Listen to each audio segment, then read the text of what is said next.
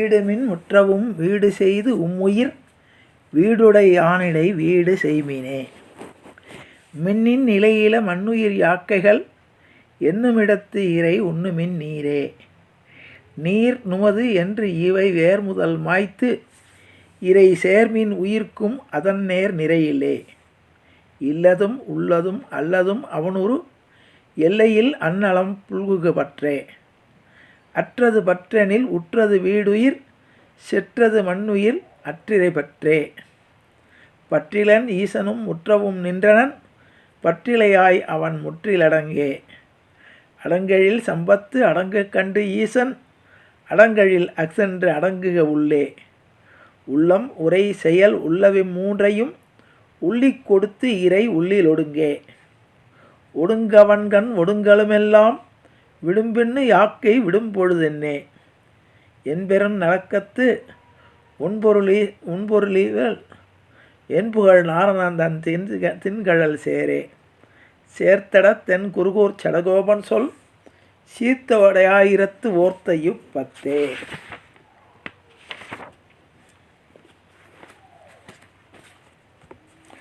ஆயர் கொழுந்தாய் அவரால் புடையொன்னும் மாயப் பிரானையன் மாணிக்கச் சோதியை தூய அமுதை பருகி பருகியன் மாயப்பிறவி மயர்வு அறுத்தேனே. நம்மாழ்வார் பாசுரம். எல்லோருக்கும் அடியனுடைய பணிவான நமஸ்காரங்கள். மகாபக்த விஜயம் என்னும் தலைப்பிலே நாம் வடதேசத்து மகான்களுடைய சரிதங்களை அனுபவித்து வருகிறோம். அதிலே இன்றைய தினம் நாம் 58வது ஸ்ரீ கானோபாத்திரை என்ற ஒரு பெண்ணினுடைய சரிதத்தை நாம் அனுபவிக்க இருக்கிறோம். கள்ளி வயிற்றில் அகில் பிறக்கும், சேற்றிலே செந்தாமரை மலரும், குப்பையிலே குறுக்கத்தி பூக்கும் என்று பல்வேறு பழமொழிகள் உண்டு. அதுபோல் நல்லோர் எங்கும் தோன்றுவார்கள். ஆகவே இடத்தின் தன்மை கொண்டு எதையும் மதிப்பிடக்கூடாது என்பது ஆன்றோர் வாக்கு. இதற்கு விளக்கம் கூறுவது போல் ஒரு தாசி குலத்திலே பிறந்த ஒரு பெண் பகவானிடம் எப்படி அன்பு கொண்டு பகவானால் ஈர்க்கப்பட்டு இறைவனை அடைந்தாள் என்ப கதை தான் இந்த கானோபாத்திரையுடைய கதை. இப்போது பாண்டிரிபுரம் செல்பவர்கள் அந்த ஆலயத்தின் தெற்கு பிரகாரத்தின் நடுவிலே நாட்டி என்ற ஒரு மரம் இருப்பதை பார்க்கலாம். அதன் அருகில் சாலிகிராம சிலை என்று சொல்லப்படும் சிலை விக்கிரமாக வெங்கடேச பெருமாள் எழுதி இருப்பதையும் காணலாம். இறைவனது திருப்பணியிலே குலமகள் என்றும் விளைமகள் என்றும் பேதம் இருந்ததில்லை. நிஜபக்தி எவரிடம் இருக்கிறதோ அவரே அங்கு இடம் பெறுவார் என்ற வாக்குக்கு ஏற்ப கானோபாத்திரையின் அந்த அற்புதமான சரிதம் நமக்கு பறைசாற்றுகிறது. மங்களப்பட்டுன்னு ஒரு கிராமம். அந்த ஊரிலே இசை வேளாளர் வகுப்பிலே ஷியாமா என்று ஒரு பெண்மணி தோன்றி வளர்ந்து வந்தாள். அவள் கானத்திலும் நர்த்தனத்திலும் நாட்டியத்திலும் அவளை விஞ்சக்கூடியவர்கள் அந்த பகுதியிலே இல்லை என்று சொல்லலாம். அத்தகைய சிறப்பும் புகழும் பெற்று விளங்கினாள் ஷியாமா. இவளது ஒரே மகள்தான் கானோபாத்திரை. கானோபாத்திரை குழந்தையிலிருந்தே பிறக்கும் போதே ஒரு முகத்தில் ஒரு தெய்வாம்சமாகவும் அழகான பெண்ணாக இருந்தால், உருவம் தக்க பருவம் வந்தவுடன் அவளுடைய அழகு இன்னும் மிளிர்ந்தது. அவளுக்கு இயற்கையிலேயே தெய்வ பக்தியும் அந்த பண்டரிபுரத்தினுடைய பெருமாள் மீது அவளுக்கு தெய்வ பக்தி இருந்ததனால் அவள் முகத்திலே ஒரு தெய்வீக ஒளியும் ஆனால் வசீகரமான தோற்றமும் அழகும் அவளுக்கு இயற்கையாகவே அமைந்தது. ஆனால் அவள் எப்பொழுது பார்த்தாலும் அந்த பண்டரிநாதனை வணங்கி வணங்கி பண்டரிநாதனையே தன்னுடைய கணவனாக வரித்து கொண்டு அவருடைய திருவிளையாடல்களையும் அவருடைய பெருமைகளையும் பேசி கொண்டு வந்தாள். ஆனால் தாயாகிய இவளுக்கு தன்னுடைய மகள் இவ்வளோ அழகாக பிறந்திருக்கிறாள், நன்றாக இருக்கிறாள், இவள் ஆடல் பாடல்களை நன்றாக கற்றுக்கொண்டு விட்டால் இந்த ஆடல் பாடல்களை அரசன் முன் அரங்கேற்றி தக்க சன்மானம் பெறலான்னு தாய் நினைக்கிறாள். ஏன்னா அவளுடைய தொழில் அதுதான், நடனம் ஆடுறது, அரசனை மகிழ்விப்பது. தாசி குலத்தை சேர்ந்தவளாக இருக்கிறாள். ஆகவே தன்னுடைய மகளை தன்னுடைய தொழிலை ஈடுபடுத்தினால் தனக்கு நல்ல வசதியான வாய்ப்பு கிடைக்கும், நன்றாக இருக்கணும், சௌரியமாக இருக்கும்னு நினைக்கிறாள். அதில் இன்னொன்று, அந்த விலைமகளுக்கெல்லாம் என்னென்னா அந்த உரிய பருவத்துக்குள்ளே நன்றாக பொருள் சேர்த்தா தான், அப்புறம் யாரும் தேட மாட்டாங்க. ஆகவே இவளுக்கு நல்ல அழகும் நல்ல கவர்ச்சியும் உடல் அழகும் நாட்டிய பாடுவதும் நாட்டியமும் எல்லாம் ஒன்று சேர்ந்து அமைந்ததுனால அரசன் சபையில் போய் ஆடி மகிழ்ந்தால் தக்க சன்மானம் கிடைக்கும், தன்னுடைய குலத்தொழிலை செய்து கொண்டு வரலாம் என்று நினைத்து தன்னுடைய மகளிடம் சொல்கிறாள். அப்பொழுது அந்த மகளாகிய கானோபாத்திரை சொல்கிறாள், அம்மா, இந்த உடம்பு பகவான் கொடுத்தது, அந்த அழகும் அவன் கொடுத்தது, நான் அவனுக்கே என்னை முழுசாக அர்ப்பணித்து விட்டேன். அப்படி இருக்கும்போது அரசனுடைய செல்வமும் இதில் எனக்கு நாட்டம் இல்லை. அப்படியே அந்த செல்வம் இந்த செல்வத்தினால் நமக்கு கிடைக்கக்கூடிய சந்தோஷம் என்ன? ஒரு அற்ப சந்தோஷம் தானே. ஆனால் அந்த பகவானிடம் நான் என்னை ஈர்ப்படுத்தி கொண்டு அவனையே நான் கணவனாக நினைத்து கொண்டு அவனுக்கே தாசியாக நான் வாழ விரும்புகிறேன் என்று சொன்னாள். மகளுடைய வார்த்தையை அவள் தட்ட முடியவில்லை. ஏற்கனவே தெய்வ பக்தி உள்ள ஷியாமாவுக்கு மகளின் சொற்கள் ஆனந்தமாகவும் இருந்தது. சரி, நம்ம தான் தொழில் இப்படி ஆகிவிட்டது, மகளாது இது மாதிரி இறைவு தொண்டிலேயே இருக்கணுங்கிறாளே என்று நினைத்து ஒரு வகையிலே சந்தோஷப்படுகிறாள். ஆனால் இப்படி இந்த நிலையிலே நிற்க முடியாமல் வீழ்ந்து விட்டாலும் இவள் கண்ணியாகவே தான் என்று சொல்ல முடியுமா என்று தேர்த்திக்கிறாள். இந்த சமயத்தில் பண்டரிபுரம் செல்லும் யாத்திரைக்கு கோஷ்டி ஒன்று அந்த ஊருக்கு வந்தது. கானோபாத்திரை அவர்களுடன் தானும் செல்ல விரும்பி தாயை அனுமதி கோரினாள். தாயும் ரொம்ப மனம் வந்து அந்த கோஷ்டியோடு போயிட்டு வான்னு அனுப்புகிறாள். அந்த கோஷ்டியோடு ஆடி பாடிக்கொண்டு பஜனை செய்து கொண்டு கோவிலிலே தங்கி அவள் பஜனை செய்து வந்தாள். இவளுடைய அழகான ரூபத்திலும் கானத்திலும் மயங்கிய அரசன்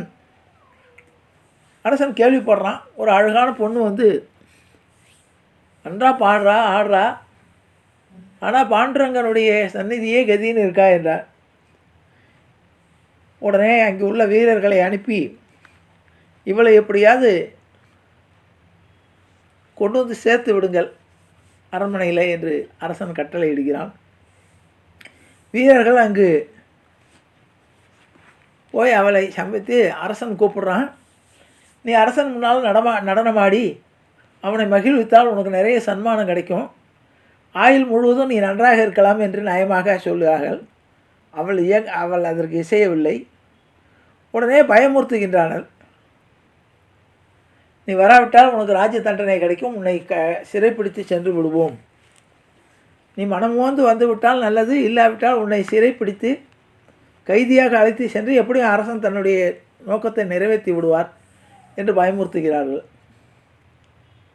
உடனே யோசித்து பார்த்தாவ, சரி எப்படியும் இவர்கள் நம்மை அழைத்து செல்லத்தான் போகிறார்கள், ஆகவே நான் பெருமாளிடம் போய் உத்தரவு வாங்கி கொண்டு வருகிறேன், கொஞ்சம் நேரம் இருங்கோ என்று சொல்லிவிட்டு பாண்டரங்கனுடைய சன்னதிக்குள் போகிறாள்.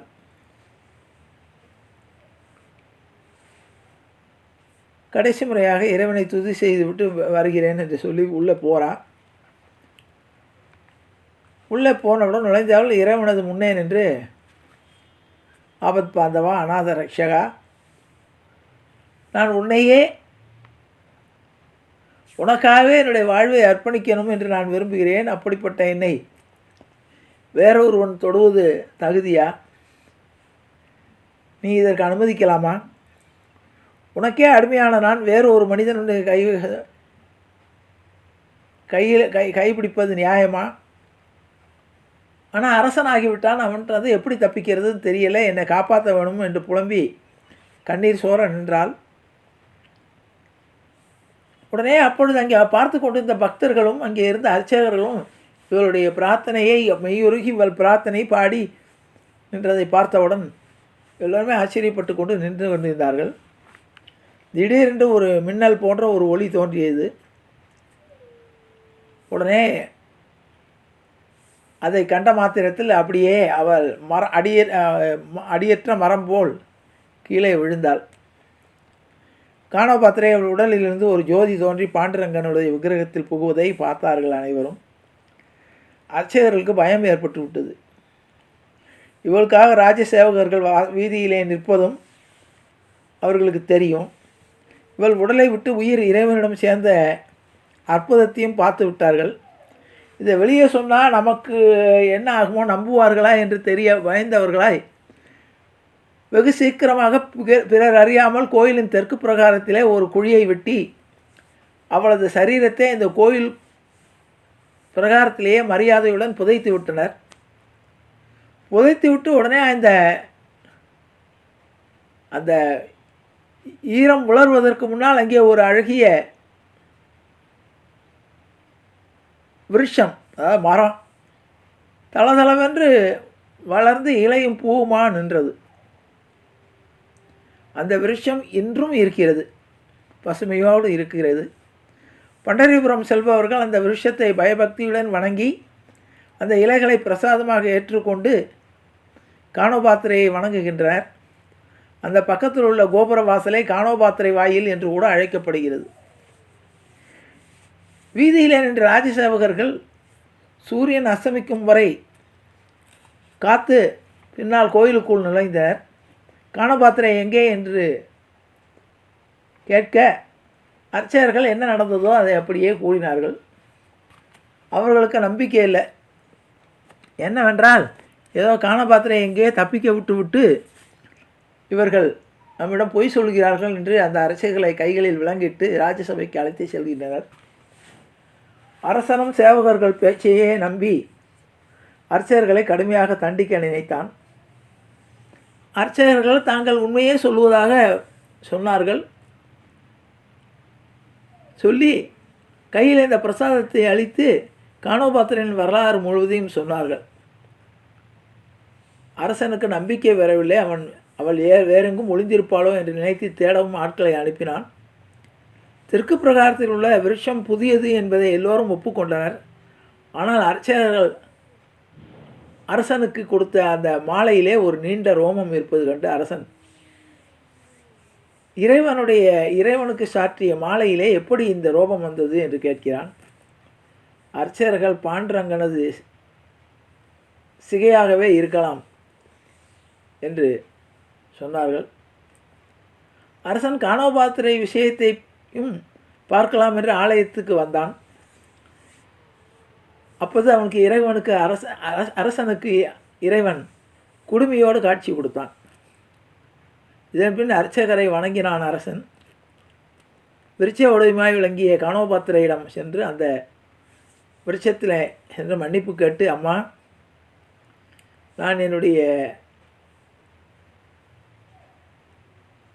இளமையின் தூண்டுதலால் நான் தவறாக நினைத்து விட்டேன், என்னை மன்னிக்கணும்னு சொல்லி மனமாற மன்னிப்பு கேட்டுக்கொண்டு அந்த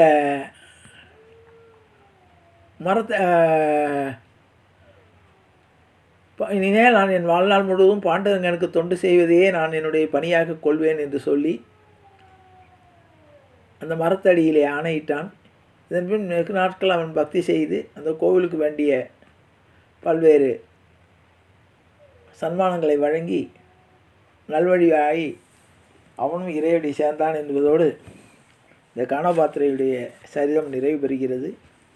ஆகவே இறைவன் மீது பக்தி செல்வதற்கு எல்லோருக்குமே அந்த தகுதி உண்டு. மனமிருந்தால் எந்த குலத்தில் பிறந்தாலும் யாருமே இறைவனை வழிபட்டு மேன்மை அடையலாம் என்பதை கானோபாத்திரையுடைய சரீரம் நமக்கு நிறைவுபடுத்துகிறது என்பதை கூறி நிறைவு செய்கிறேன். ஜானகி காந்த ஸ்மரணே ஜெய ஜெய ராமராம். சத்குரு மகாராஜ் கி ஜெய். ஆஞ்சநேயமூர்த்தி கி ஜெய். அறியாத பிள்ளைகளும் அன்பினால் உந்தன்னை சிறுபேரழித்தனம் சீறி அல்லாத இறைவா நீதாராய் பறையலோரம்பாவாய். வெற்றைக்கும் ஏழைகள் பிறவிக்கும் உந்தன்னோடு உற்றுமே ஆகும் உனக்கே நாம் ஆட்சிவோம். மற்ற நம் காமங்கள் மாற்றேலோரம்பாவாய். செங்கன் திருமுகத்து செல்வத் திருமாலால் எங்கும் திருவருள் பெற்று இன்புறம்பாவாய். ஹரே ராம ஹரே ராம ராம ராம ஹரே ஹரே. ஹரே கிருஷ்ண கிருஷ்ண கிருஷ்ண ஹரே ஹரே. கோவிந்தராம சங்கீர்த்தனம். கோவிந்தா ஹரி கோவிந்தா.